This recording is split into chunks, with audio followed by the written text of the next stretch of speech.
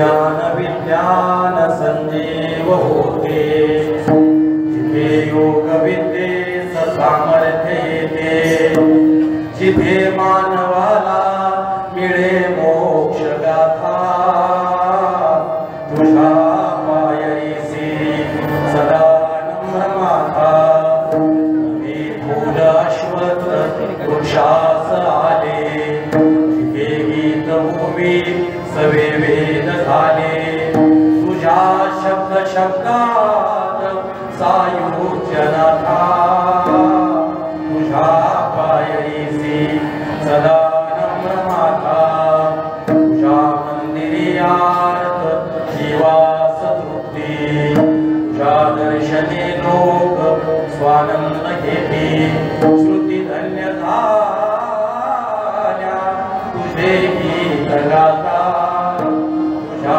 पायरीसी सदा नम्र माथा आगा श्रीपादनाथा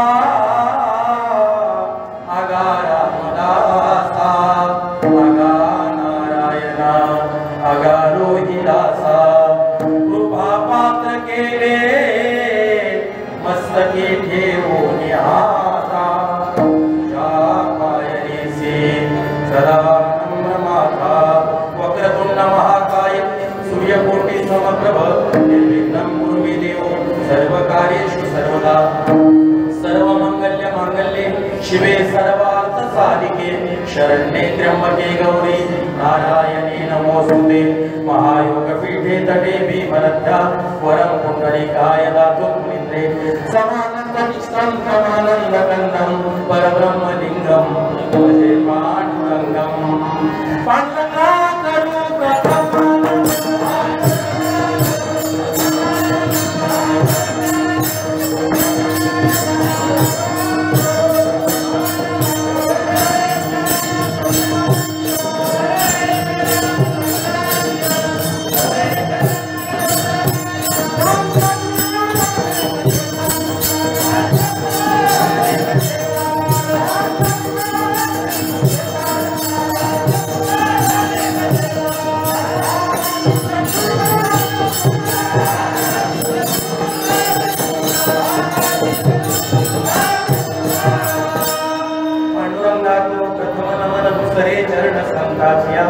ज्यांच्या कृपादाने कथेचा विस्तारो बाबाजी सद्गुरु दास तुका ओम नमो जी आद्या वेद प्रतिपाद्या जय जय स्वसंवेद्या अनोत्वा देवा तुझी गणेशु सकलात्मती प्रकाशु मने निवृत्ती दासु अवधारी तुझी मनोजव मारुत तुल्य वेगम जिते बुद्धिमता वरिष्ठम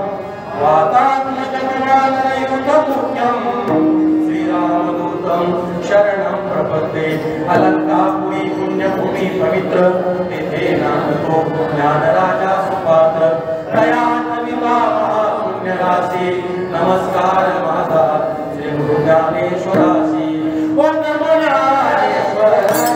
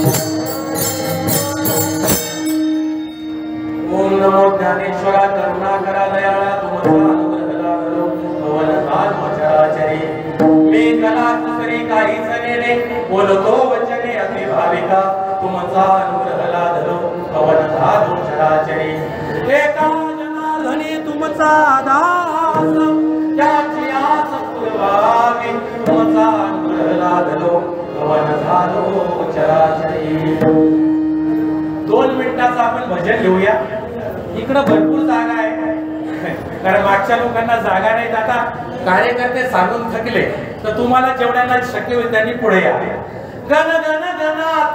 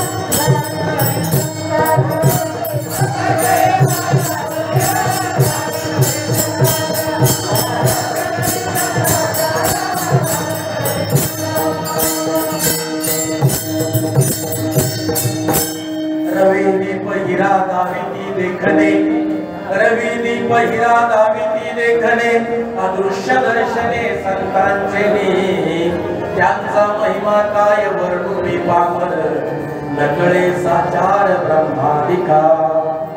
तापलिया कुणी निवमितो चंदन तापलिया कुणी निवमितो चंदन त्रिगुण तो काळी संत संग त्यांचा महिमा काय वर्णुनी पामर नकळे साचार ब्रह्मादिका.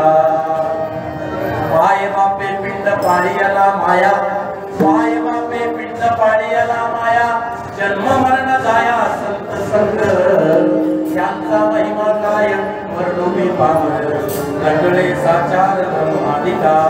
संतांचे वचन वारी जन्म दुःख संतांचे वचन वारी जन्म दुःख मिष्टान्न ते भूक निवारण त्यांचा महिमा काय वर्णुनी पामर नकळे साचार ब्रह्मादिका.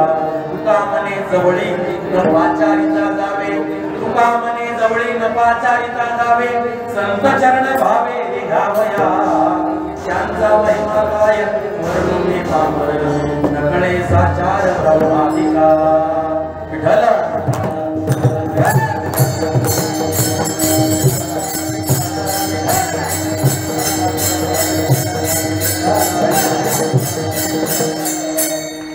समचरण पांडुरंग परमात्मा विश्ववंदनीय माऊली महावैष्णव ज्ञानेश्वर महाराज जगद्गुरु संत श्रेष्ठ तुकाराम महाराज शांती ब्रह्म एकनाथ महाराज ज्यांच्या पायाच्या प्रसवाने तुमच्या समोर उभं राहण्याचं कणभर भाग्य मला माझ्या जीवनामध्ये प्राप्त झालं.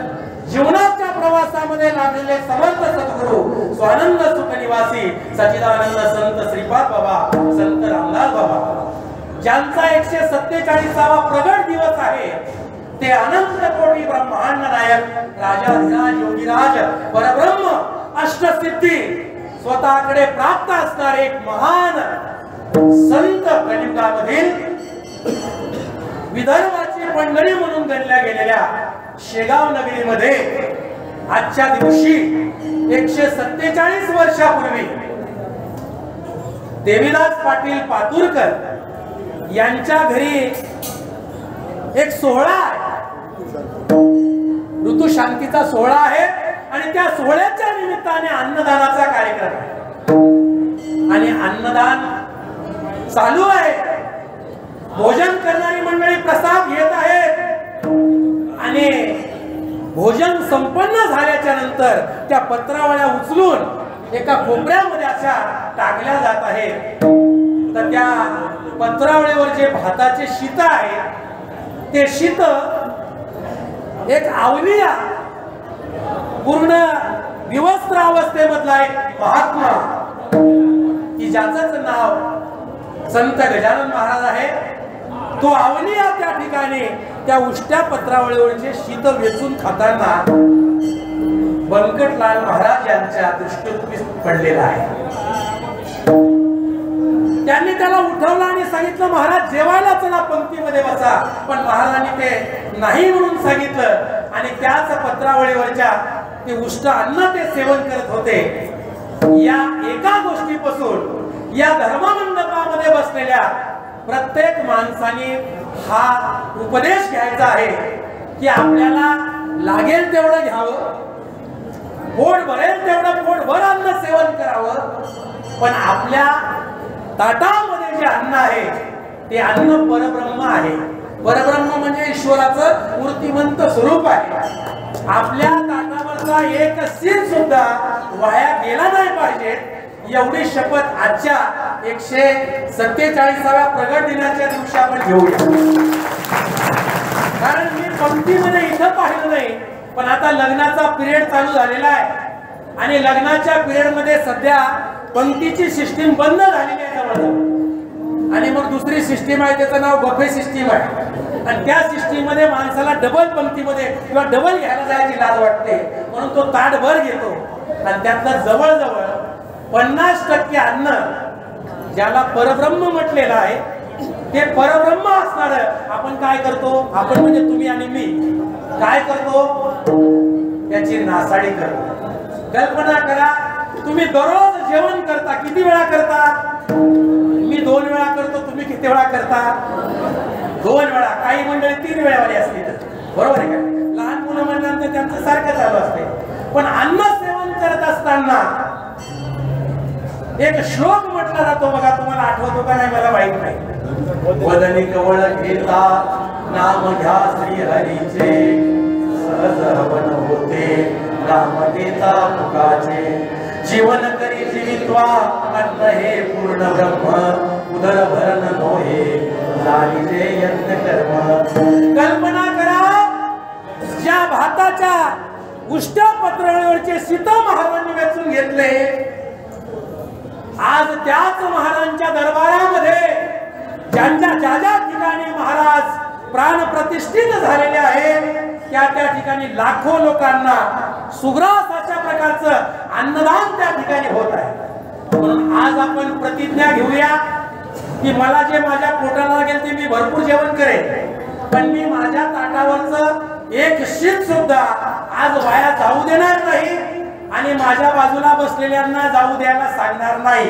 एवढी प्रतिज्ञा आपण सगळ्यांनी घेऊया, तेच महाराजांना खऱ्या अर्थानं समाधान वाटल्याशिवाय राहणार नाही। आज महाराजांचा 147वा प्रगट दिवस आहे। महाराजांच्या जसं तुमच्या माझ्या पाठीमाग मला जर विचारलं महाराज तुमचं संपूर्ण नाव काय, मी सांगेन शालिकराम हरिभाऊ खंदारे। हरिभाऊ हे माझ्या बापाचं नाव, पण महाराजांना विचारलं महाराज तुमचं पूर्ण नाव काय, तर महाराजांच्या आईचंही नाव माहित नाही, महाराजांच्या वडिलाचंही नाव माहित नाही, महाराजांच्या गावाचंही नाव माहित नाही आणि महाराजांच्या नातेवाईकाचंही नाव माहित नाही। आपण हक्क दाखवतो की तुकाराम महाराजांचे 11वे वंश, तुकाराम महाराजांचे 12वे वंश, गाडगे महाराजांचे 13वे वंश, सगळ्या महाराजांचे वंशावळी चालू आहे, पण मात्र गजानन महाराज यांचा अजून एकही वंशज नाही। तुम्ही आम्ही जे भक्त आहोत हेच भक्त महाराजांचे खरे वंशज आहेत। कारण वंशज त्याला म्हणतात की जे आपल्या वडिलांचा वारसा पुढे चालवतात. बरोबर आहे? वडिलांचा वारसा पुढे चालवतात. वडिलांच्या इस्टेटीवर ज्यांचा हक्क असतो, वडिलांच्या इस्टेटीवर ज्यांचा अधिकार असतो, त्याला वंशज म्हणतात. महाराजांचा तर एकही जातीवंत वंशज नाही. एवढं भव्य दिव्य कार्य, मग ते वास्तू रूपानं असेल, अन्नदानाच्या रूपानं असेल, सेवेच्या रूपानं असेल, या संत गजानन महाराज सेवा भावी ट्रस्टची जी मंडळी आहे, या मंडळीचा जर तुम्ही विचार केला तर 7 दिवस महाराजांच्या डोळ्याला डोळा नाही. 7 दिवस महाराजांचा सप्ताह यायचा असला, महाराजांचा प्रगट दिन यायचा असला, ही मंडळी पायाला पानं बांधून अन्नदानाच्या पंक्ती असतील किंवा अन्नदानासाठी माधुकरी असेल किंवा इथं रात्रंदिवस सेवा असेल, प्रत्येक आलेल्या भक्ताला महाराजाचं दर्शन झालं पाहिजे, महाराजाचा प्रसाद मिळाला पाहिजे, प्रत्येकाला सेवा देता आली पाहिजे, असा या सेवेकरींचा अंतःकरणापासूनचा भाव आहे. आणि तो गेल्या अनेक वर्षापासून या ठिकाणी प्रगट करतायत. कधी त्यांचं नाव नाही, कधी त्यांचा उल्लेख नाही, पण चांगला विचार जर केला तर सेवा मंडळी करतायत. त्यांच्या सेवेला मी साष्टांग अभिवादन करतो. याचा टाळ्या वाजवा. 7 दिवस हे मंडळी रात्रंदिवस इथं काम करतात. हे मंडळी नाहीत तर गजानन महाराजांचे खरे वंशज आहेत. त्यांनी मला कीर्तनाची सेवा दिली म्हणून मी स्तुती करत नाही, वस्तुस्थिती तुमच्या समोर मांडतोय. मला सांगायचं तात्पर्य हे आहे, आजचा जो अभंग सेवेकरता निवडला, गजानन महाराज विदर्भाची पंढरी म्हणून शेगाव नगरीमध्ये प्रगट झाले, पण ते आले पुण्याच्या नगरीमध्ये. पुण्याकरिता आले तर मला वाटते विदर्भातून जेवढी मंडळी या पुण्यामध्ये आपल्या ईदभर पोटाची खळगी भरण्याकरिता आली, नोकरीच्या निमित्ताने असेल, व्यवसायाच्या निमित्ताने असेल किंवा आणखी कुठल्या निमित्ताने असेल, सगळ्या विदर्भाच्या लोकांकरिता महाराज या शेगाव नगरीमध्ये आले. नुसते भोसरीमध्ये नाही तर सांगवीमध्ये पण महाराज आहेत. त्यानंतर तिकडं सहकार नगर मध्ये पण आहे, हडपसरला पण आहे, तिकडं पिंपरी चिंचवडला आहे, निगडीला आहे. म्हणजे महाराजांनी काय केलं तर ज्या ज्या भक्तांना ज्यांनी महाराजांचा वंशज म्हटलं त्या त्या भक्ताला प्रेरणा दिली की चल पुढे हो, मी तुझ्या पाठीमागे आहे. पंढरपूरला तर आहेतच, तुमच्या ओंकारेश्वर तिकडे पण आहे, आळंदीमध्ये आहे. महाराज कुठं नाही, महाराज हे विश्वरूप आहे. त्याच्यामुळे ते सगळे चराचरात आहेत, कणाकणात आहे. आणि असे महाराज जर तुम्हाला मला अनुभवायचे असतील, पाहायचे असतील, त्यांच्यासोबत संवाद करायचा असेल तर मात्र तुम्हाला आजचा अभंग अगदी मनाचे कान करून ऐकावा लागेल. पण थोडस दुर्दैव असं आहे की आपला कार्यक्रम 10 वाजता होता, तो 11 वाजता चालू झालेला. आता मला 12ला कुठल्याही परिस्थितीत हे बंद करावं लागणार आहे. आज आपली परिस्थिती अशी आहे की टाइम इज मनी. वेळ म्हणजे काय असते हे कुणाला विचारावं? ज्यांचं विमान 11 वाजून 5 मिनिटाचं लोहा विमानतळाला आहे आणि त्यांना 11 वाजून 10 मिनिटांनी तिथं जायचं आहे, विमान दिल्लीच आहे, काय होईल महाराज? पहिली गोष्ट पैशाचा नाश, दुसरी गोष्ट मनस्ताप आणि तिसरी गोष्ट तिथून रिटर्न यावं लागेल. काय झालं तर महाराज ते जाणारे वेळेत तिथं पोहोचले नाही, त्याचा परिणाम आहे. आता जाणारे वेळेत पोहोचले पण विमान अर्धा तास लेट आहे. दुःख कोणी करायचं? प्रवाशांनी करायचं का तिथल्या मॅनेजमेंटने करायचं का काय करायचं सांगा? काहीच नाही. मला एवढंच म्हणायचं आहे, तुमचा वेळ आहे तो तुम्ही घ्या आणि माझा वेळ आहे तो मला द्या, कारण त्याच्यावर माझा हक्क आहे. महाराजांनी माझी नेमणूक केलेली आहे 2 तास त्यांचं गुणगान गाण्याकरिता, तर मला 2 तास तुम्ही दिले पाहिजे. माझे अर्धा तास गजानन विजय वाचणाऱ्या मंडळीला घेतात. आता ते महाराजांचंच गुणगान आहे पण त्याला एवढा समाज नाहीये, त्याला फक्त वाचणारी मंडळी आहे. 12 वाजता गजर करायचा सांगितलं पुन्हा एकदा. त्याच्यामुळे 12च्या आत मला हे सगळं संपवायचं आहे. इथून पुढे ध्यानात ठेवा, जे माझं ते माझं, पण जे दुसऱ्याचं ते माझं असं म्हणू नका. मग ती वेळ असेल, जेवण असेल, इस्टेट असेल, संपत्ती असेल, हा पदार्थ जर माझा नाहीच आहे तर त्याला उचलण्याचा मला हक्क पण बऱ्याच लोकांना पदार्थ उचलण्याचा मोह आवरत नाही, त्याच्यामुळे विलाज नाहीये. पण इथून पुढे मात्र हे ध्यानात ठेवा, या ठिकाणी महाराजांच्या सेवेकरता घेतलेला अभंग जो आहे, एकीकडे वारकरी संप्रदायाचा पाया ज्यांनी रचला ते कैवल्य साम्राज्य चक्रवर्ती संत शिरोमणी ज्ञानेश्वर माऊली इथून अवघ्या काही अंतरावर आहे, आणि दुसऱ्या बाजूला या वारकरी संप्रदायाचा इमारतीचा कळस जे झाले ते संत तुकाराम महाराज या वारकरी संप्रदायाच्या इमारतीचे कळस आहे. या तुकोबारायाचा आणि संत पर प्रकरणातला 5 चरणाचा अभंग महाराजांच्या आणि तुम्हा सर्व सज्जनांच्या सेवेकरता निवडलेला आहे.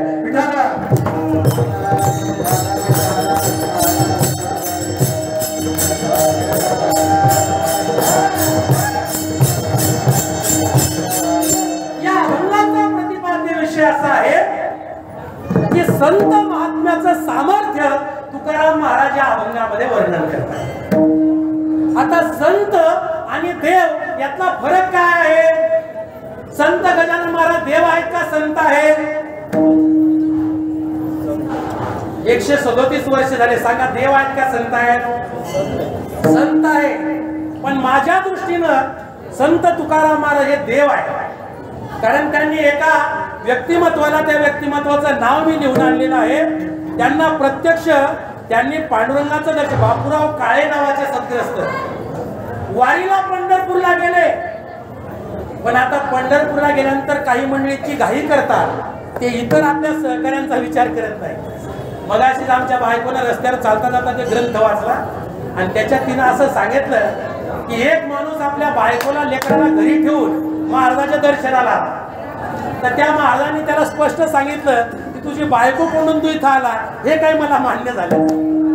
म्हणजे आपण ज्यांना सोबत घेऊन जातो त्यांच्यात देवच आहे, पांडुरंगच आहे असं समजून त्यांना घरापर्यंत आणण्यापर्यंत ते आपल्यावर नाराज झाले नाहीत पाहिजे, कारण ते देवाचं स्वरूप आहे. इथं बापूराव काळे आणि शेगाव नगरी मधले शेकडो लोक पंढरपूरच्या दर्शनाला गेले.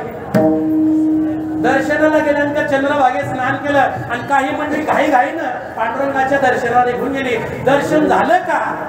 सगळ्यांनी सांगितलं झालं दर्शन. पण हा बापूराव काळे महाराज हा थोडासा एक तर लेझी म्हणजे आळशी असेल किंवा दुसरं काही कारण असेल, मला काही माहित नाही ते, पण त्याला मात्र मंदिरामध्ये दर्शनाला जाता आलं नाही. तर तो अक्षरशः त्या धर्मशाळेमध्ये आला आणि रडायला लागला. महाराज म्हटले, अरे बाळा काय झालं तुला? म्हटले महाराज काही नाही हो, सगळे मंडळी पांडुरंगाच्या दर्शनाला जाऊन आली पण मला काही दर्शन झालं नाही. काय म्हटले? सगळे मंडळी पांडुरंगाच्या दर्शनाला जाऊन आली, आता ती मधात काही घुसतात, काही पोलिसाशी वशिला लावतात, काही आणखी काय बरेच कारण येतं. पण महाराज अशाला खरं दर्शन होत नाही बरं का, कारण रांगेमध्ये 24 तास जे उभे राहतात त्यांच्यासाठी तो उभा आहे हो, मधात घुसणाऱ्यासाठी नाही. मधात घुसणारा छाती ठोकून सांगतो झालं दर्शन एकाच तासा. अरे काय तुलाच फसवलंच होता, देवांचं दर्शन नाही झालं. त्या बापूराव काळेच्या पाठीवर महाराजांनी हात ठेवला आणि सांगितलं, बाळा तुला पांडुरंगाचं दर्शन हवंय ना, बघ म्हणून आता. आणि बघायला सुरुवात केली तर प्रत्यक्ष विटेवरचा पांडुरंग परमात्मा कटेवर हात आहे, विटेवर उभा आहे आणि दोन्ही चरण सम आहेत आणि दृष्टी सम आहे. अशा पांडुरंगाचं दर्शन गजानन महाराजांनी स्वतःमध्ये घडवलं. याचा अर्थ गजानन महाराज संत आहेत का देव आहेत?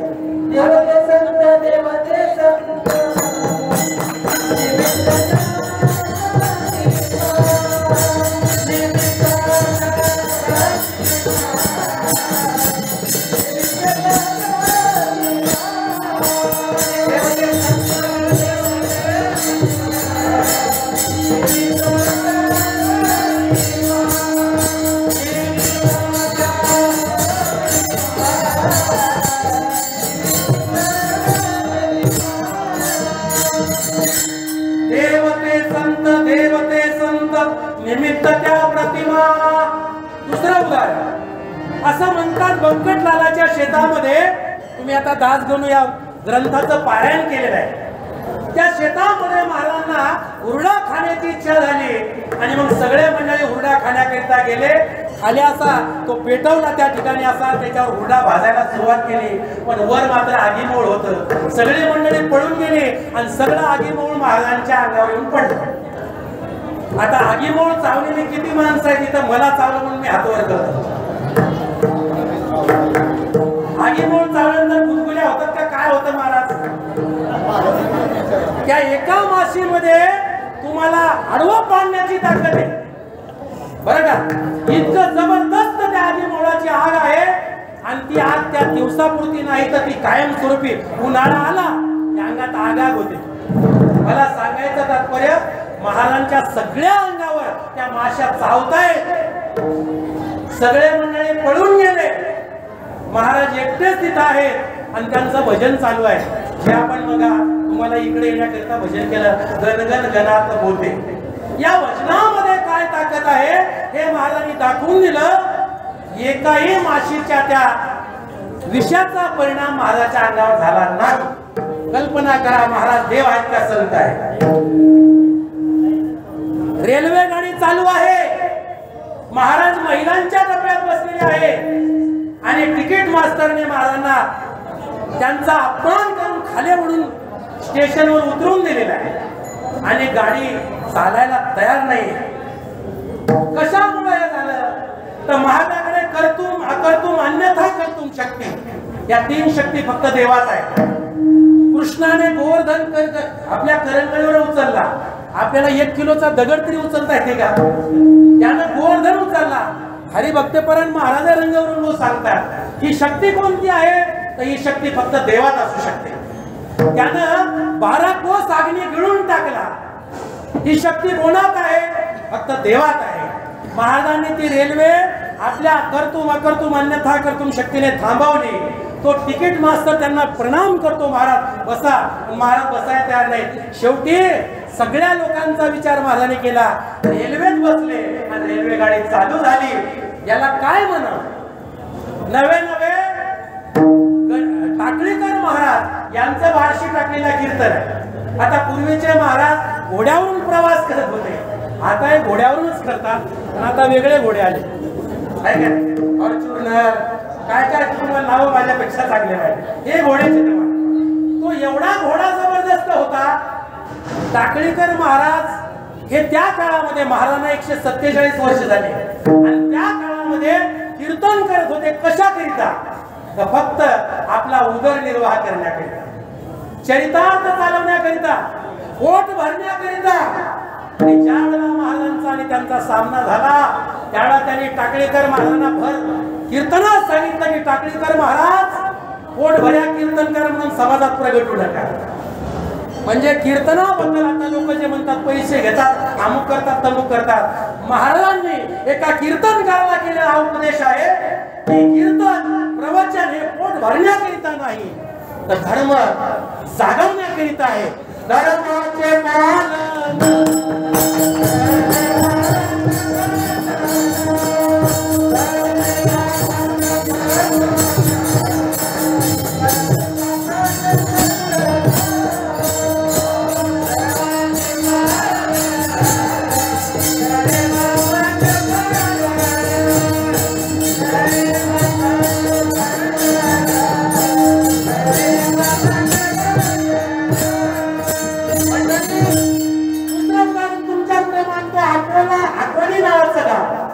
जे बाळापूरच्या जवळ आहे आणि त्या ठिकाणी भास्कर पाटील नावाचे एक सत्ग्रस्त आहे. शेतामध्ये मशागत करण्याकरिता गेले.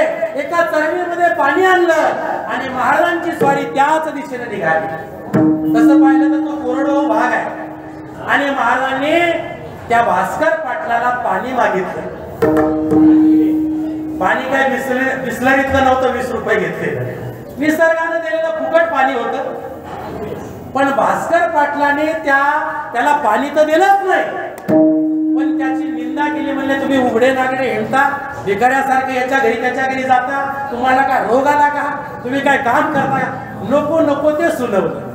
आता आपल्या दारामध्ये भिकारी बऱ्याच वेळा येतात. आपण एक भीक द्यायची तर द्या नाही तर देऊ नका पण त्याला सुनवू नका. इथं महाराजाला इतकं सुनवलं तेव्हा महाराज म्हटले अरे माझा कंठ कासावीस झालेला आहे. आता पाणी जर मिळालं नाही तर मी मरून जाईल, मला थोडं तरी पाणी दे. पण त्यानं एक घोट सुद्धा पाणी दिलं नाही बाहेर. याचा परिणाम असा झाला, त्याच शेतामध्ये एक विहीर आहे. महाराज त्या विहिरीवर गेले.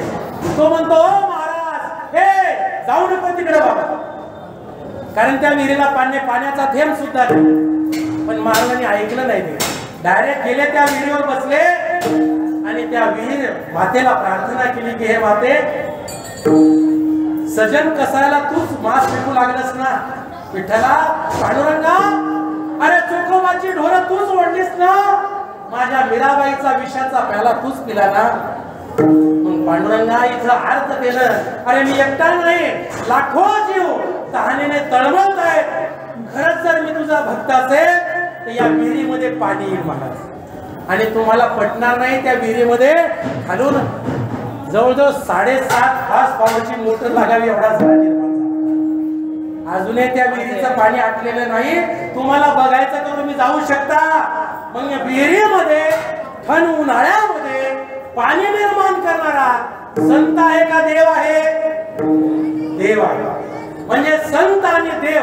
महाराजांच्या 21 अध्यायामध्ये दासगणू महाराजांनी जेही चरित्र निर्माण केलं, त्या प्रत्येक चरित्रामधला जर आपण बारकावा अभ्यासला तर आपल्याला हे कळून येईल की महाराज हे संत तर होतेच, पण महाराज हे देव होते. कशी देवाची आज्ञा, संतांची आज्ञा सर्वसामान्य माणसं पाळतात, तशीच महाराजांची आज्ञा सुद्धा सगळे माणसं पाळत होते. महाराजांचा एक पितांबर नावाचा भक्त होता, जो मंगरुळपीर तालुक्यामध्ये आहे बघा. आणि पितांबराने गजानन महाराजांचा धावा केला. अक्षरशः वाळलेल्या वृक्षाला पानं फुटली. हा इतिहास दासगणू महाराज त्या संत गजानन विजय ग्रंथामध्ये प्रतिपादन करतात. असे संत, असे देव आपल्याला जर पाहायचे असतील, आपल्याला जर अनुभवायचे असतील, आपल्याला जर त्यांच्या सोबत संवाद करायचा असेल तर त्याकरिता आपल्या अंतकरणाची अवस्था कशा पद्धतीची असावी याचं वर्णन तुकाराम महाराज या अभंगामध्ये करतात. रवी, रवी म्हणजे काय? डाळीत आपली डाळ बारीक करायची रवी नाही, त्यालाही रवीच म्हणतात. ती पण रवीच आहे. पण रवी म्हणजे सूर्य. सूर्य उगवला की संपूर्ण भारतातला काळोख तो नाहीसा करतो. का फक्त भोसरीतल्या लोकांचा अंधकार नाहीसा करतो? नाही. सूर्य उगवला की त्याच्या कक्षामध्ये जेवढी गावं येतात, जेवढे राज्य येतात, जेवढे तालुके येतात, जेवढे जिल्हे येतात, जेवढे देश येतात, त्या प्रत्येक ठिकाणचा अंधकार तो नाहीसा करतो. त्याच्या प्रकाशामध्ये आपल्याला भौतिक वस्तूचं दर्शन घडतं. कल्पना करा, इथं रात्र आहे, माझ्या समोर माईक आहे, यांच्या पुढे पेटी आहे, यांच्या पुढे पखवाज आहे, तुमच्या पुढे काहीच नाहीये, पण अंधार पडला. तुम्हाला दिसतं का पुढचं?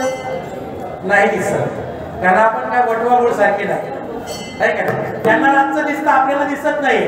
पण सूर्य उगवल्याच्या नंतर आपल्याला या सगळ्या भौतिक गोष्टीचं दर्शन घडतं. हा झाला महाराजांच्या अभंगातला पहिला शब्द रवी. त्यानंतर दीप. दीप म्हणजे काय? दीप म्हणजे दिवा. पूर्वीच्या काळामध्ये 25 वर्षापूर्वी ज्या ज्या गावात लाईट नव्हती त्या त्या गावात दिवे होते, बरोबर आहे. आपण आपल्या घरामध्ये आता देवाच्या समोर निरंजनी म्हणजे दिवाच लावतो. तो दिवा सगळं ब्रह्मांड प्रकाशित करू शकत नाही, पण त्याची जी कक्षा आहे, आपलं जे घर आहे, तेवढं घर तरी तो प्रकाशित करू शकतो.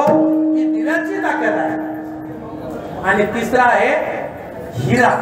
रवी, दीप, हिरा. हिरा म्हणजे काय? तर जो कोळशाच्या खाणीमध्ये लाव्हारस ज्यावेळेला जमिनीतून बाहेर येतो आणि त्याच्यामध्ये तो पळून इतका काही भाजल्या जातो की तो स्वयंप्रकाशित होतो. त्याच्या कोणत्या अंगाने जर बघितलं तर तुम्हाला प्रकाशच मिळणार. महाराजांनी 3 उदाहरणं दिले, रवी, दीप आणि हिरा. दाविती देखणे. हे काय करतात? तर तुम्हाला भौतिक वस्तूचं दर्शन घडवून देतात, पण अदृश्य असणारा परमात्मा, अदृश्य असणारा देव, अदृश्य असणारा ईश्वर याचं दर्शन मात्र तुम्हाला संतांच्या शिवाय करू शकत नाही. अभंगाचं पहिलं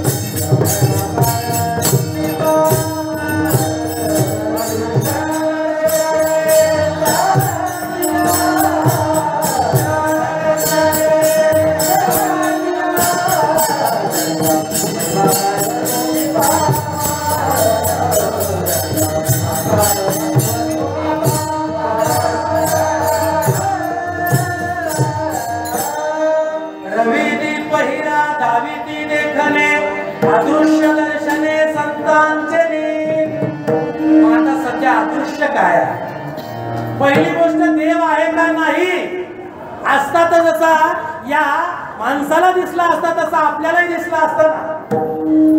महाराज या जगामध्ये देव आहे पण देव पाहण्याकरिता आपल्या अंतःकरणाची अवस्था निर्माण होणं गरजेचं आहे आणि तो देव दाखवण्याचं काम संत महात्मे करतात.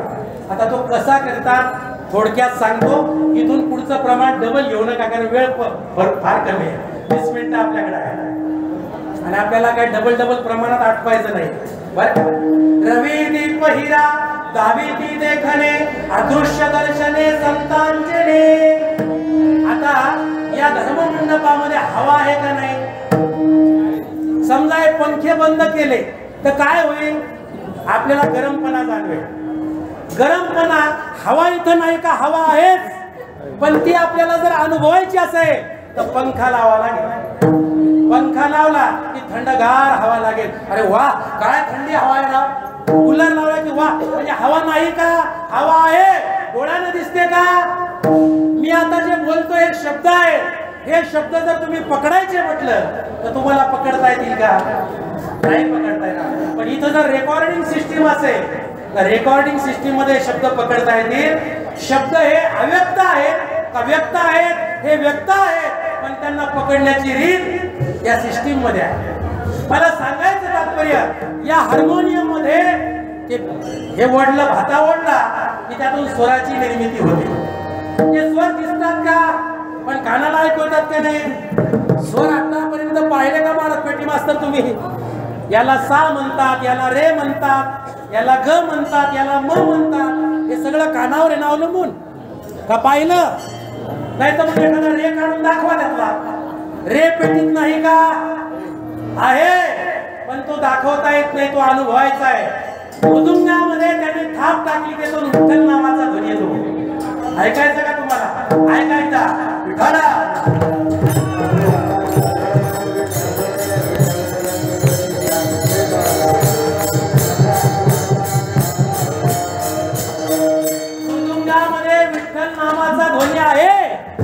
त्याला थाप टाकावी लागते आणि थाप टाकण्याचा अधिकार आपल्या 1000 लोकांमध्ये फक्त एकट्या माणसाला आहे कारण ते मृदुंगाचार्य आहे.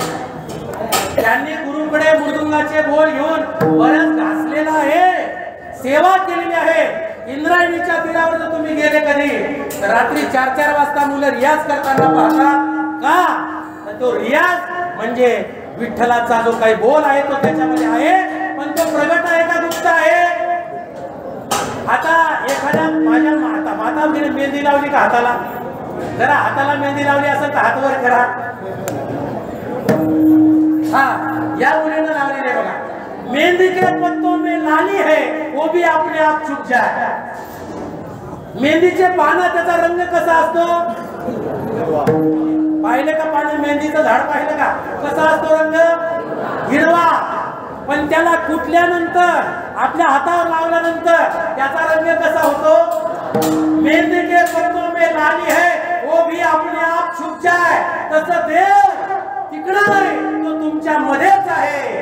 जशी उसात हो साखर जशी उसात हो साखर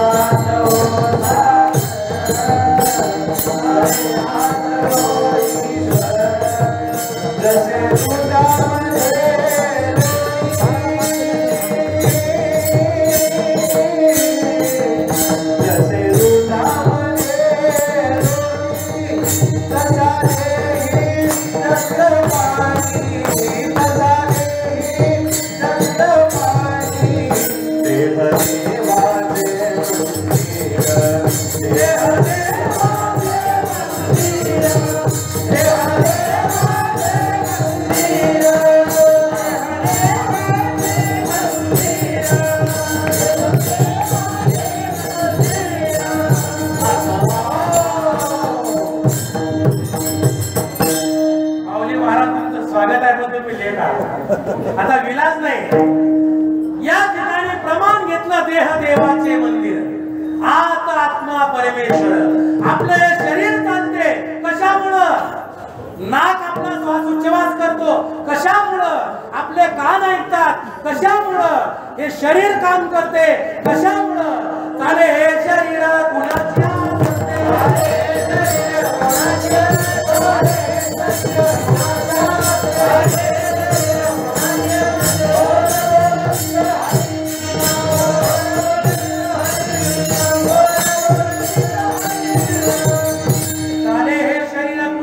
कुणाचे कोण बोलवितो हरिवेन. हरीशिवाय तो बोलवायला लावतो आपल्याला. तो परमात्मा त्याला वारा म्हटलेला आहे. डोळे पाहतात वारा आहे तोपर्यंत, कान ऐकतात वारा आहे तोपर्यंत, तोंड बोलतंय वारा आहे तोपर्यंत. एकदा वारा निघून गेला, निघून गेला वारा, निघून गेला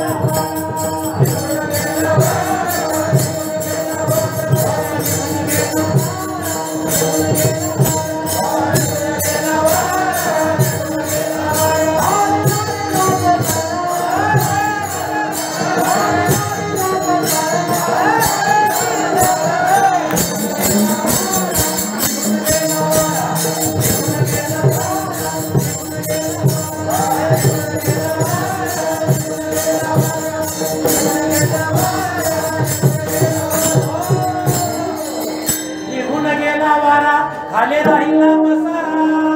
वाऱ्याची काय किंमत आहे हे कोरोनामध्ये आपल्या प्रत्येकाला कळालेलं आहे. ज्यांना व्हेंटिलेटर लावायचं होतं, रुग्णालयामध्ये खाट तयार नाहीये आणि व्हेंटिलेटर किंवा ऑक्सिजन दिल्याशिवाय तो वाचू शकत नाही, त्याला वाऱ्याची काय किंमत आहे ती कळाली. पण देवाने आपल्याला रोजे वारा घेतो सोडतो, आपल्याला काय किंमत कळाली का? कबीर कहे कमाल को क्यों बजावत रहे ढोल, अरे एक श्वास निकल गया तो 3 लोक काम. आपल्या नाकातला वारा किती महत्वाचा आहे हे आपल्याला मेल्याशिवाय कळत नाही. म्हणून बरेच लोक म्हणतात मेल्याशिवाय स्वर्ग दिसत नाही. या ठिकाणी अदृश्य असणारा हा परमात्मा, अदृश्य असणारा भगवान संतांच्या कृपेशिवाय करू शकत नाही. म्हणूनच महाराज सांगतात अदृश्य दर्शने संतांचे. आणि अशा महात्म्याचा महिमा आज आपण वर्णन करायला लागलो. अभंगाचं दुसरं चरण, त्यांचा महिमा काय,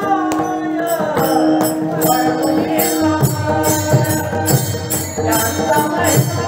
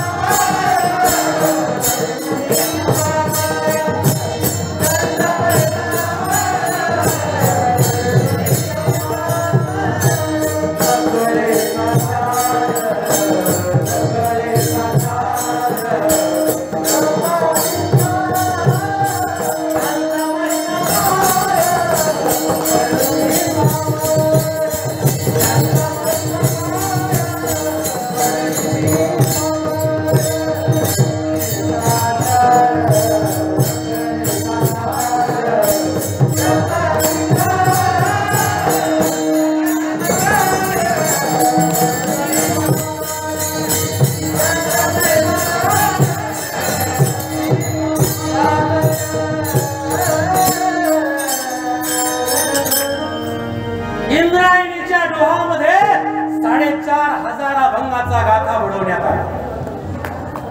बुडवण्याबद्दल एक शब्दही महाराज बोलले नाहीत. 14 दिवस त्या इंद्रायणीच्या शिळेवर जाऊन अनुष्ठान केलं. पांडुरंग परमात्म्याशी साकडं घातलं, देवा अरे तुझ्या भक्ती रसामधून निर्माण झालेलं हे मंथन केलेलं नवनीत आहे आणि हे नवनीत जर पाण्यामध्ये बुडलं तर इथून पुढच्या लोकांना दिशा काय असेल. आणि मग 14 दिवस अन्न पाण्या वाचून अनुष्ठान केलं आणि त्या अनुष्ठानातून जगद्गुरु तुकोबारायाचा अभंगाचा गाथा इंद्रायणी मातेनं पाण्यावर काढला. त्यातला हा अभंग आहे. त्यातल्या अभंगातलं हे दुसरं चरण आहे जे 14 दिवस पाण्यात दगड टाकून बुडवले. जडी दगडा सहित वय कार्य हो अभंग पाठ आहे सगळ्यांचा. फक्त 10 मिनिट मंडळी वैकुंठाला जायचं आहे. कुणा कुणाला? सगळ्यांना. तुकाराम महाराज म्हटले अरे सगळे वैकुंठाला चला, पण म्हटले जरा माझ्या प्रेमाची जीव लावणारी, माझ्यावर जास्त प्रेम करणारी माझी आवली घरी आहे, पहिलं तिला निमंत्रण देऊन द्या. बायकोकडे आले, म्हणले आवले अगं चल वैकुंठाला जायचंय. की म्हणले काय रोज घेऊन येत आहे घरानं तुम्ही? माझ्या म्हशीचं अजून दूध काढायचं राहिलं, तुम्हाला जायचं कसा? कोण म्हणलं हे लय प्रेम करणारी आवडी म्हटली, पण नाही आली महाराज वैकुंठाला. अरे त्याला प्रत्यक्ष पांडुरंगाने स्वतःचं विमान पाठवलं. त्या तुकाराम महाराजच्या अभंगातल्या दुसऱ्या चरणातले शब्द आहेत. अधिकार केवढा असेल कल्पना करा. इथं अधिकाराशिवाय नमस्कार नाही. अधिकाराशिवाय नमस्कार नाही.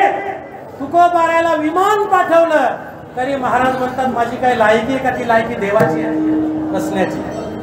वाढ वेळ झाला वा पांडुरंग वैकुंठ श्रीरंग बोलावे तो. तुकोबारायच्या जीवनातला दुसरा चमत्कार. तिसरा चमत्कार, महाराजांना एकाने कामाला ठेवलं होतं ज्वारी राखण्याच्या, आणि महाराजांनी काय केलं, ते चिमण्याच्या तिथं ज्वारी खायला. महाराजांनी विचार केला एवढा फेब्रुवारी महिना आहे, अहो मी म्हणते तहान लागते, या पाखराला पाणी कुठे मिळत असतं.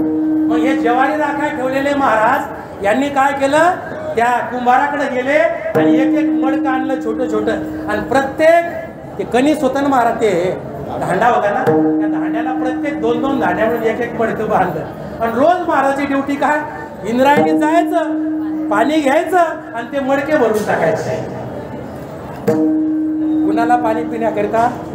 त्या पशु पक्ष्याला. ज्या वेळेला मालक फेरीला आला, नक्की शाबासकी दिली असेल, शाल श्रीफळ देऊन दिली असेल का त्या ज्वारीच्या मालकानं? नाही, शाबासकी दिली नाही. त्याला कामावून पहिलं काढलं, मारलं, त्याला पाठवलं, सांगितलं माझ्या 20 एकर जमिनीतली जी काही मालमत्ता आहे सगळं नाश केला तू. ते म्हणले महाराज, म्हणले मालक रागावू नका हो, तुमच्या 20 एकरामध्ये किती धान्य होते तेवढे सांगा. म्हटले 40 खंड्या धान्य होते. खंडी म्हणजे किती? 20 पोत्याची एक खंडी, असे 40 खंडी धान्य होते. म्हणले महाराज खळं करू आपण, मग तोपर्यंत दम काढा. पण आता महाराज अविश्वासी माणसाला दम निघणं फार अवघड आहे हो. एकाही कणसाला एकही दाणं नाही. आणि हा महाराज काय सांगतात तुकाराम महाराज, फक्त तुम्ही खळं करेपर्यंत थांबा. आणि अक्षरशः महाराजांनी रोज मजूर लावले आणि सगळी ज्वारी कापली, त्याचे कंस खुडले, खळं केलं आणि उपनायचं तेवढ्यामध्ये मालकाला बोलवलं आणि मग उपनायला सुरुवात केली महाराज. तर बरोबर 40 खंड्या धान्य खाल्या. ही ताकद कोणाची आहे? करतू न करतू अन्यथा करतू शक्ती ज्याच्या हातात आहे तोच हे करू शकतो, दुसरा करू शकत नाही. म्हणजे तुकोबाराय सुद्धा देव आणि संत आहेत आणि गजानन महाराज सुद्धा देव आणि संत आहेत. त्याच्या 40 खंड्या त्याला दिल्या आणि उरलं होतं, जास्त धान्य झालं ना. मग म्हणले हे सगळं माझं आहे. म्हणले 40 खंड्याच तुमचं आहे, बाकीचं वाटून द्या. सगळ्या येहूगावाला वाटून दिलं तरी धान्य संपायला तयार नाही. मला सांगायचं तात्पर्य आहे, ते तुकाराम महाराज स्वतःला काय म्हणतात, त्यांचा महिमा काय वर्णुमी पामर नकडे साचार ब्रह्मालिका. अहो माझ्यासारखा एक पामर अशा महात्म्याचा महिमा काय वर्णन करणार? तुम्हाला कल्पना असेल, श्रीकृष्ण भगवंताने ज्या वेळेला ब्रह्मदेवाला शंका आली, काय की हा खरंच देव आहे का? मग गोकुळातले जेवढे गायी होते आणि वासरं होते सगळे ब्रह्मदेवानं काय केलं, स्वतःच्या मायेच्या योगानं सत्यलोकाला घेऊन गेला. श्रीकृष्ण भगवंताने आपल्या स्वतःच्या कर्तृत्वावर तेवढेच लेकरं, तेवढेच वासरं आणि तेवढ्याच गायी निर्माण केल्या. आणि महाराज 6 महिने ब्रह्मदेव वाट पाहत होता की गायी न्यायसाठी एखादा तरी, जशी पोलिसांना आपली गाडी उचलून नेली तिथं लिहून ठेवतात फरासखाना पोलीस स्टेशन, म्हणजे ज्याची गाडी गेली त्याला थांबलायचं नाही, फरासखान्याला जायचं आणि गाडी घेऊन यायची, काही कर दंड भरून.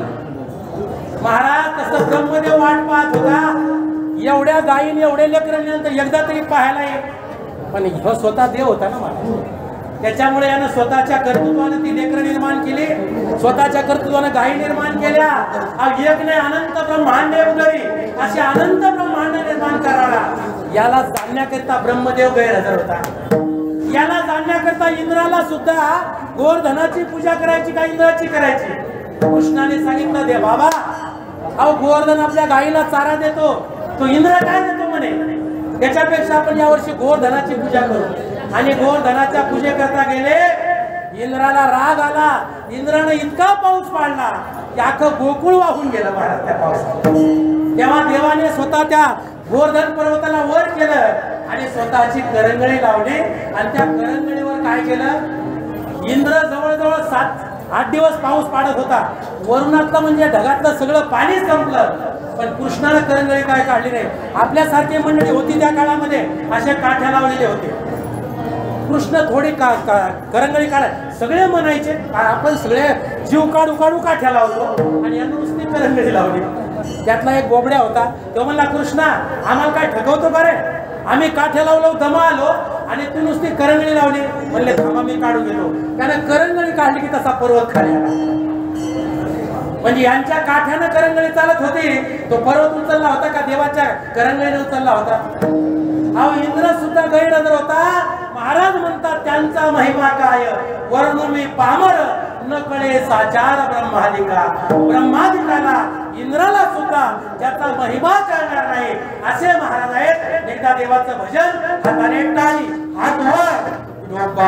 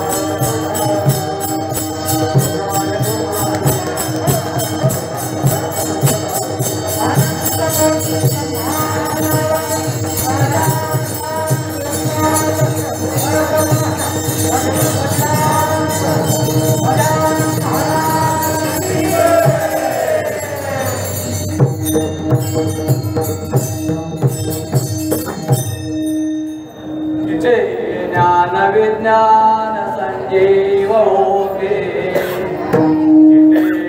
योग विद्येस सामर्थ्य येते, जिथे मानवा मिळेल मोक्ष गाता, तुझ्या पायरीसी सदा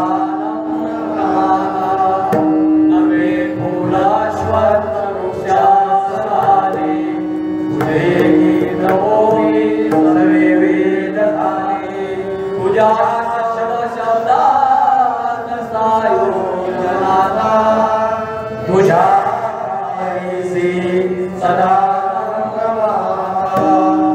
तुझ्या मंदिरी जीवास तृप्ती, तुझ्या दर्शने लोक स्वानंद घेती, श्रुती तुझे गीत गाता तुझ्या आवडीची सदा नम्र माता अगा ज्ञानदेवा निवृत्ती मुक्ताई परेशा तुझ्या आवडीची सदा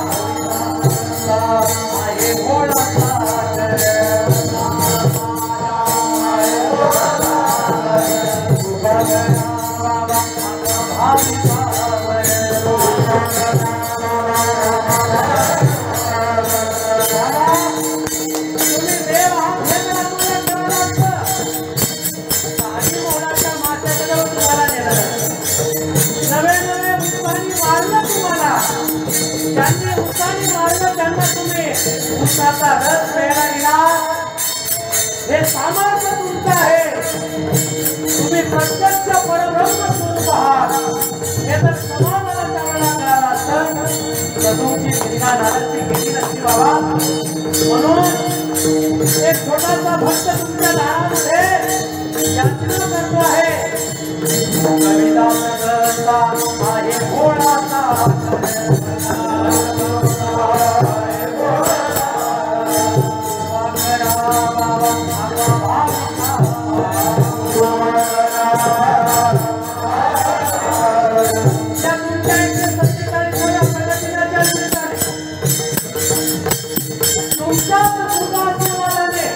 तुमच्या दरबारामध्ये सुरू असलेल्या ज्ञान यज्ञामध्ये सहभागी होण्याकरिता सर्व आलेल्या होत्या.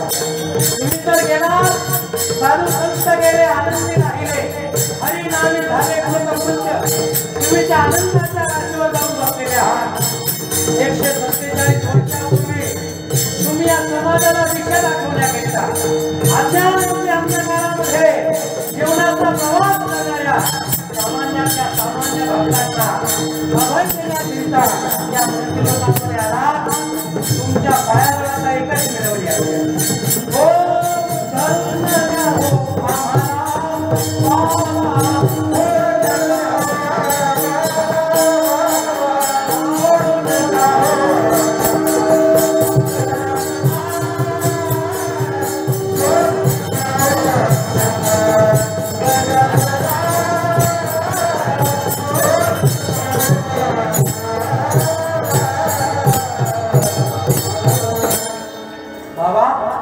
तुमचं सामर्थ्य अचाट कर्तुम अकर्तुम अन्यथा कर्तुम शक्ती तुमच्या हातात आहे. यश श्री अवधार्य ज्ञान भक्ती आणि वैराग्याने तुम्ही परिपूर्ण आहात आणि तुमच्या दरबारामध्ये आम्ही लढीवाळ भक्त म्हणून आज सेवेला आलेले आहोत. आमची लायकी नाही, आमची पात्रता नाही, आमचा अधिकार नाही, आमची योग्यता नाही. तुमच्या पायाजवळ एवढीच विनवणी आहे. जुनी पुराणी नावाची किनाऱ्याला लाव, जुनी पुराणी नावाची किनाऱ्याला लाव, रूप तुझे मनोहर देवा मला.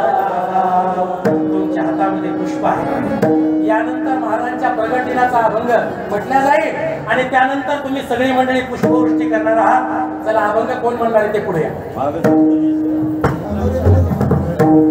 कागद पुढे हे घ्या.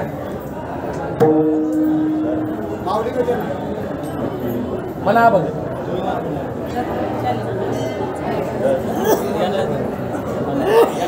येते का तुम्हाला? येत असेल म्हणा ना पटकन सरळ म्हणा.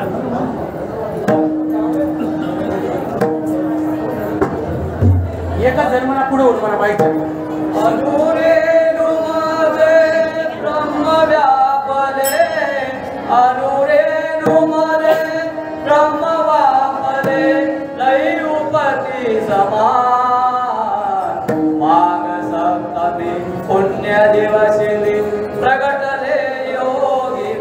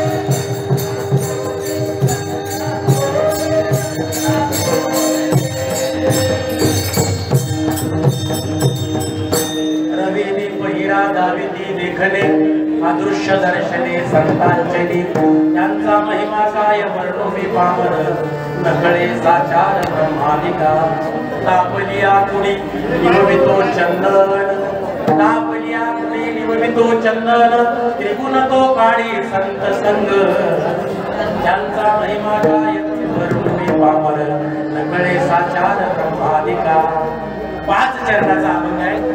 मला वाटतं आपलं पहिलं चरण सुटलेलं वेळ मिळाला तर पुढच्या वर्षी बघू. तुकाराम महाराज आपल्याला सांगतात की गडे हो असे संत असे देव असे ऋषितुल्य व्यक्तिमत्व यांच्याकडे जर जायचं असेल तर निमंत्रणाची वाट पाहू नये. प्रत्येकाने विदाऊट निमंत्रणाचं यांच्याकडे गेलं पाहिजे. तुका म्हणे जवाने न पाचारी तारे, तुका म्हणे जवाने न पाचारी तारे, तुका म्हणे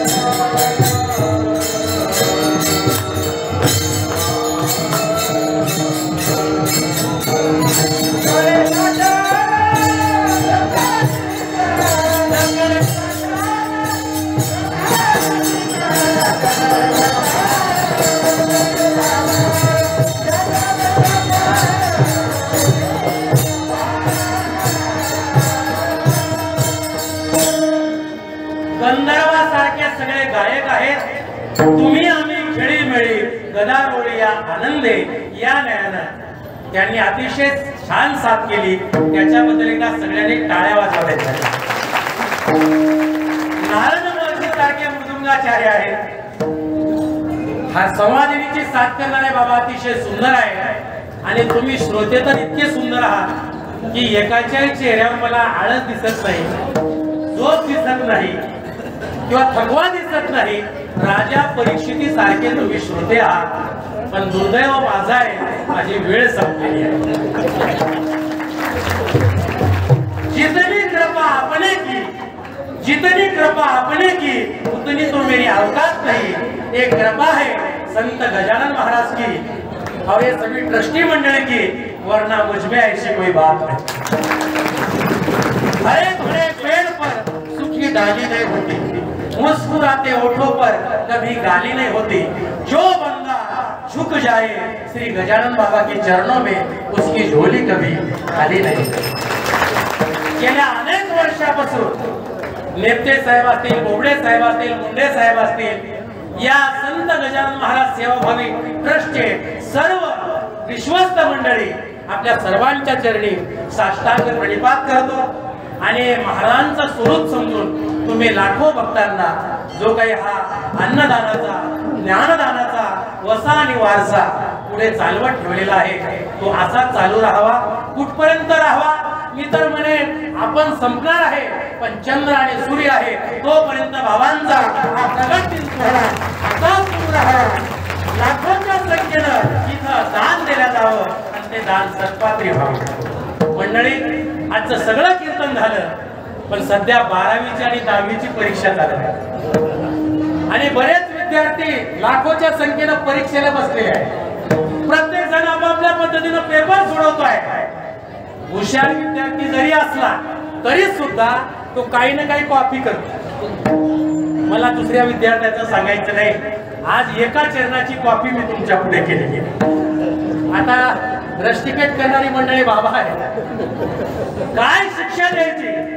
कारण कीर्तन करायचं म्हटलं तर कीर्तनकाराचं काम आहे ते पाठ करणं, कॉप्या करणं आहे का?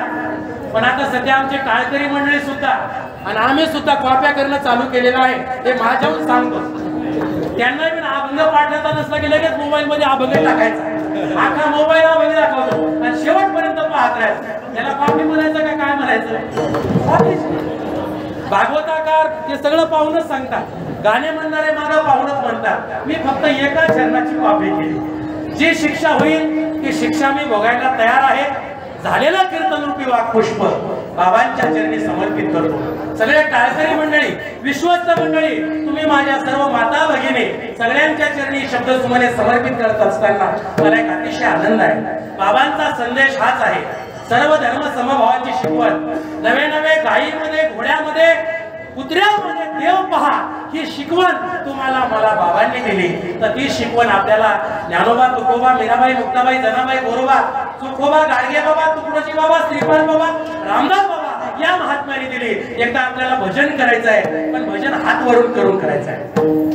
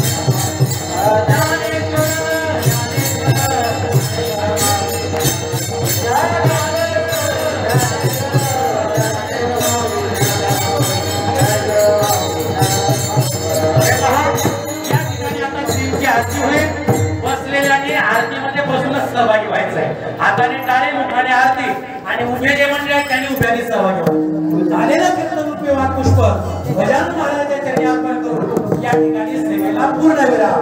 जय विठ्ठल जय जय.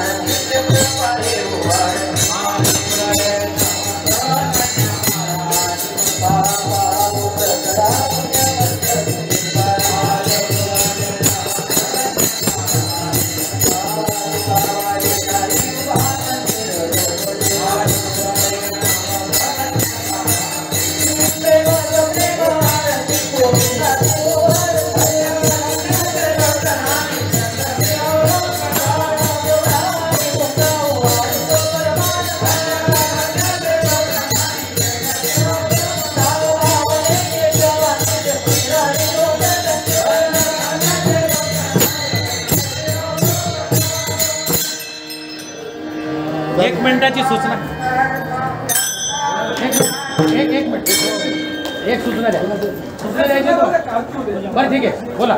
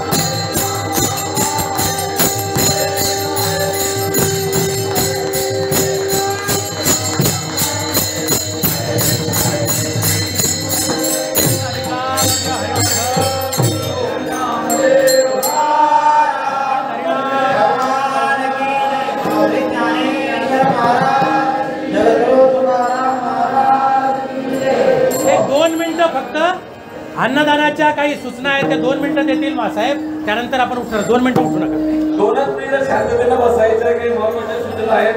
7 दिवस आहे देशील तरी पाय पाठवला या संतान निर्मितीमध्ये आणि तुझे काही मागू देवा तुका कोई मदत देवी काही संतांच्या या संतान निर्मितीमध्ये आणि तुझे काही मागू देवा ज्ञानदेव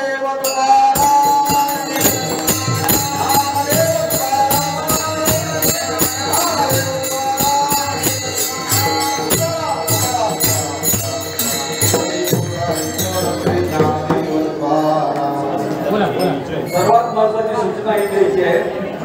सूचना देण्याच्या आधी 2 शब्द मला बोलायचे आहेत की 7 दिवस आता प्रकट दिनाचा दिवस आहे. 7 दिवस झाले आता सप्ताह चालू आहे. दररोज कीर्तनकार येतात. आपापली ज्ञानाप्रमाणे ते आपल्याला ज्ञानातून असतात. पण आज जो खंडारे महाराजांचं कीर्तन झालेलं आहे त्याच्यामध्ये दुग्धशर्मावेश झालेला आहे. एक प्रगट दिन हा गुरुवारी 30-35 वर्षानंतर आलेला आहे. आणि त्या कीर्तनामध्ये आपल्या सर्व भक्तांना, सर्व गजानन भक्तांना त्यांनी आनंदाच्या अत्युच्च शिखरावर आपल्याला नेऊन ठेवलेलं आहे. असं कीर्तन त्यांचं झालेलं आहे. तर ह्या सर्व गोष्टींचा आपण आनंद घेतच आहोत. काही महत्वाच्या सूचना असतात. सर्वांना प्रसाद मिळावा या काही त्याच्यासाठी सूचना द्यायची असतात. आता जे कीर्तनकार आहेत हे सर्व इथंच बसतील, कोणीही उठणार नाही. यांची पूर्ण व्यवस्था या गेटनी तिथं जे आपले 2 मुळे आणि ते कर्मचारी आहेत तिथं ते तिथून तुम्हाला सोडतील. सर्वांनी आरामात जाऊन वर प्रसाद घ्यायचा आहे. कोणी घाईगडबड करू नका आणि इथून पुढचे जाऊन मागे जाऊ नका. मागचे लोक आपण सोडतील. तिथं आपण 3 सेवेकरी आहेत तर त्यांची तुमची व्यवस्था बरं केलेली आहे. प्रसाद सर्वांनाच आहे पण तुम्हाला व्यवस्थित मिळावं म्हणून बॅक साईडने जायचं आहे. आणि पुढच्या इथं कोणीच उठू नका. आणि वारकरी आणि टाळकरी यांनी पण सर्वांनी वर जायचं आहे. सर्वात आधी वारकरी टाळकऱ्यांना जाऊ द्या आणि बॅक साईडनं मग बाकीच्यांनी जायचं आहे. जसं आजपर्यंत आनंद घेतला तसा प्रसादाचा पण आनंद घ्या. सहकार्य केलं तसं पुढे पण उद्यापर्यंत आमचा सहकार्य राहू द्या. तुम्हाला आनंद मिळेल. आमची कामाचं समाधान मिळेल. आणि आज संध्याकाळी पण खंडारे महाराजांचा जो एखादा कीर्तन आहे हे खंडारे महाराजांनी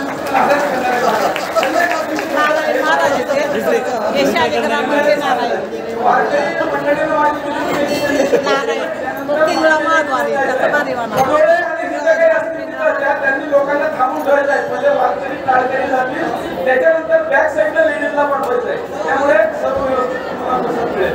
धन्यवाद. सहकार्य करा. धन्यवाद. जय गजानन.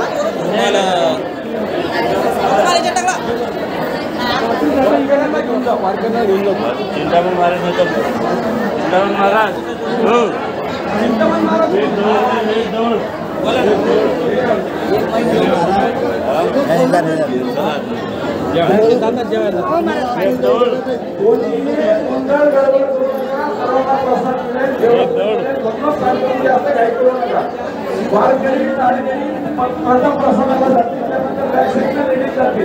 तर तुम्हाला व्यवस्थित मिळेल कारण सर्व व्यवस्था केलेली आहे. धन्यवाद.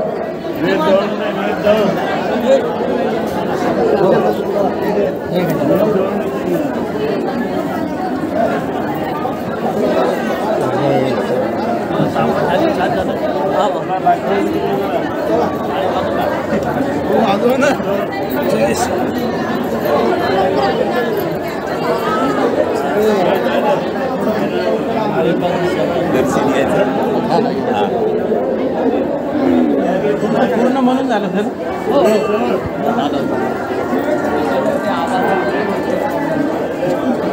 पूर्ण झालं.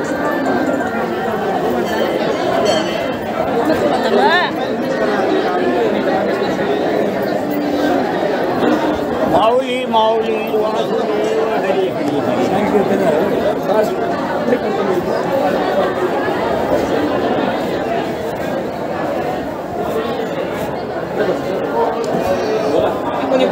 ऑफिसमध्ये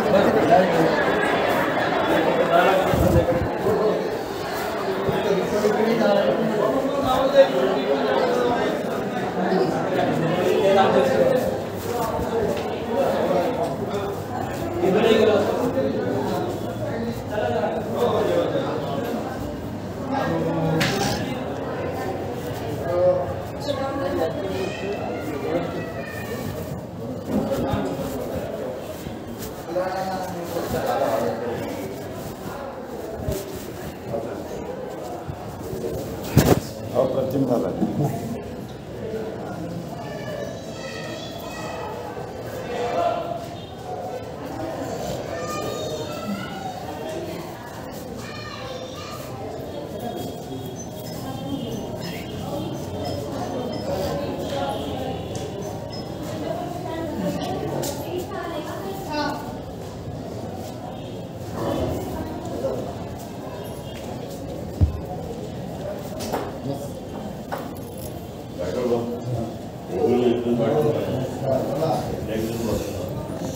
बरं झालं तुमचा योग आज जॉकेट बॅगमध्ये ठेवलं का बॅगमध्ये आहे ना कीर्तनकार महाराजांचा उल्लेख राहिला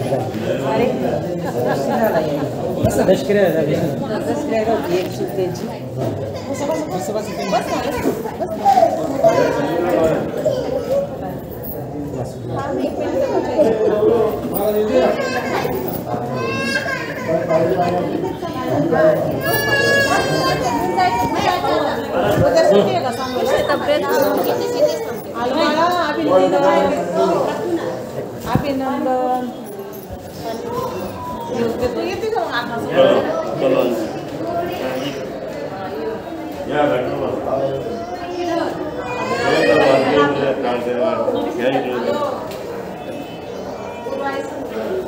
ठीक आहे.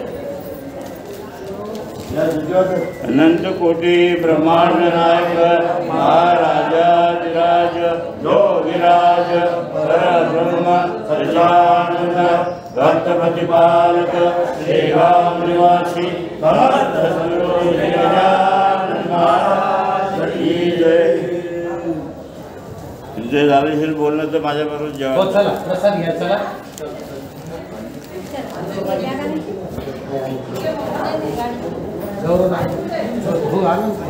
पटकन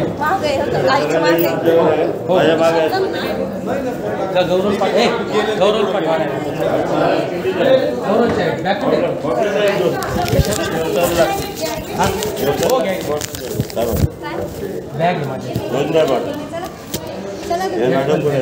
तब्येत बरोबर नव्हती का? हो जरा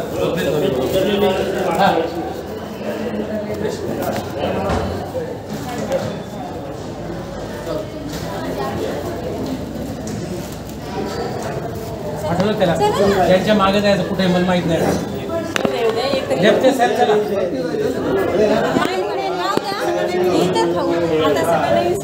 चला कुणीकडे जायचं इकडे या.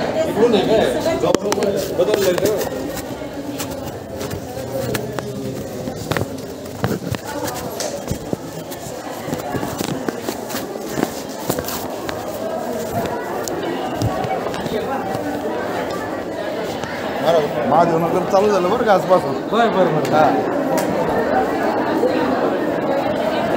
शिवरात्रीला फोन हां आता तुम्ही काय मला काय बोलवत नाही. शिवरात्रीचे मला कीर्तन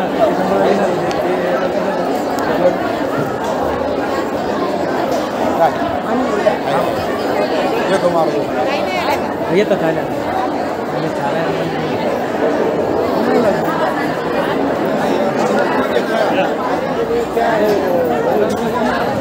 चला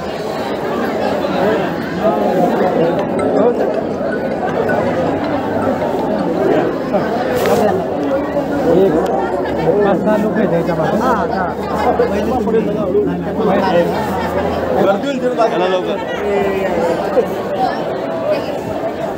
वर जायचं का? चला चला वरती वरती.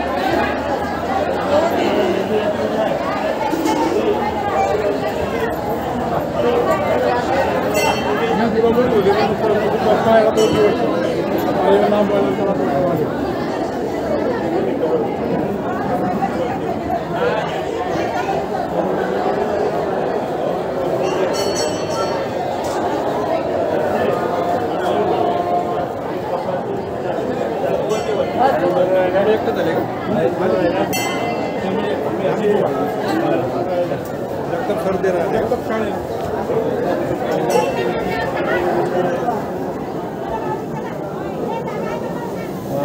बदल केला आहे हो हा हा नवीन वाढल्यावर आला वा भरपूर बदल केला त्यांनी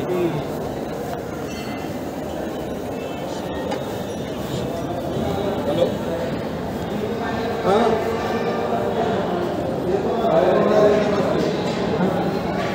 बोल ना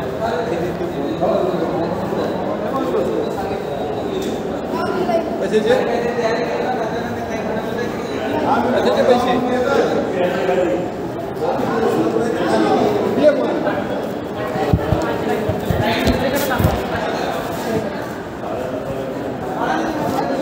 कशासाठी म्हणते मला काय कळालं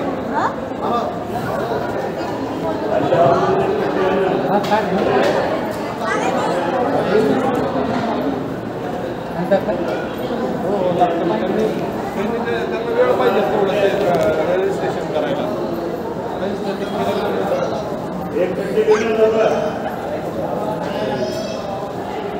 बरं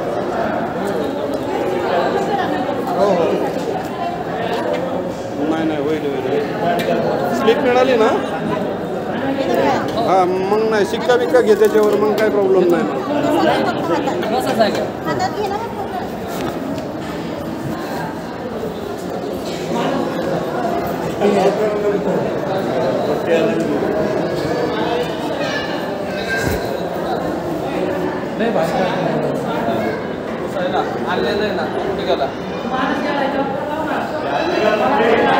महाराज असं द्यायला बसू आपण काय प्रॉब्लेम आहे हेप्ते साहेब हो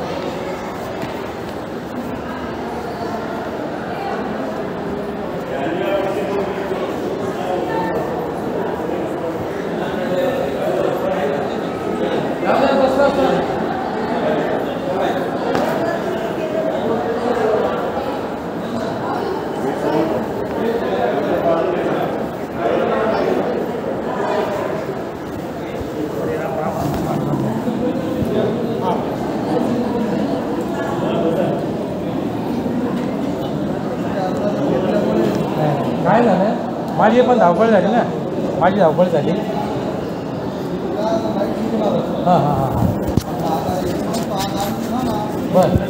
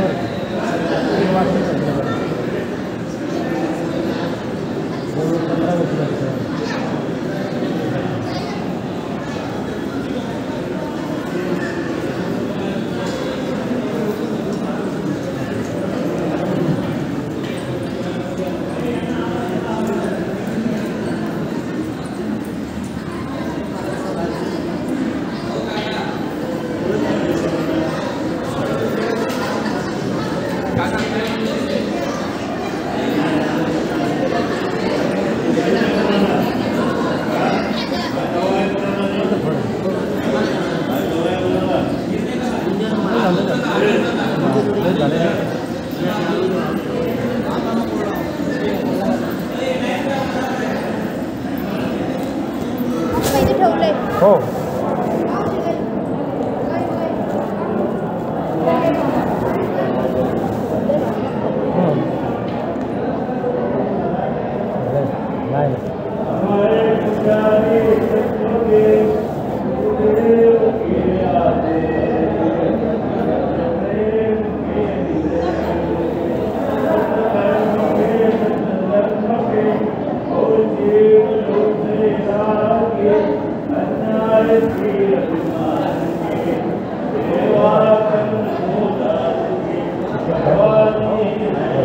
प्रॉब्लेम महाराज जय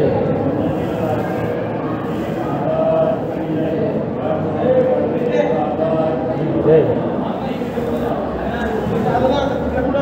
पाणी पाय लागतं ना पाणी प्यायसाठी जागा आहे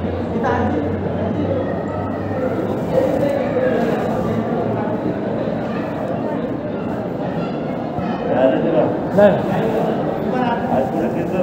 परत आहे तुमच्या कराड सरांच्या तिथेच पाहिजे का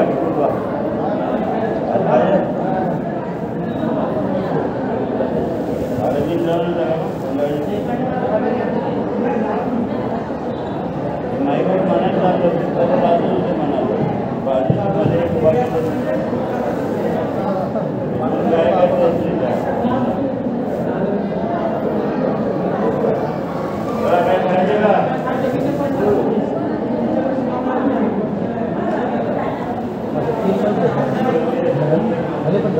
ग्राउंडला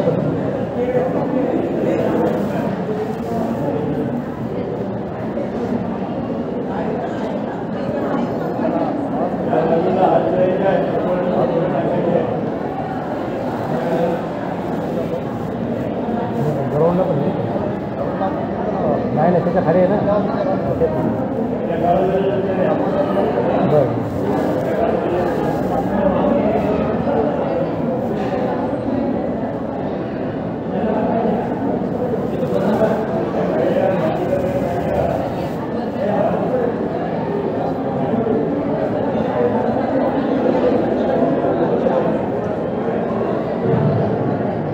घेतलं बा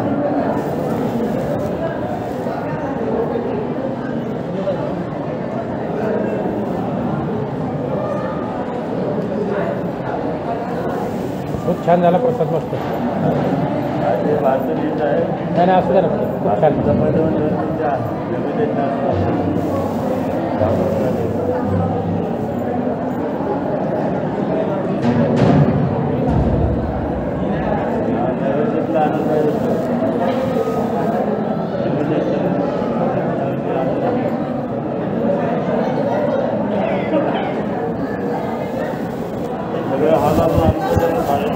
बर बर बर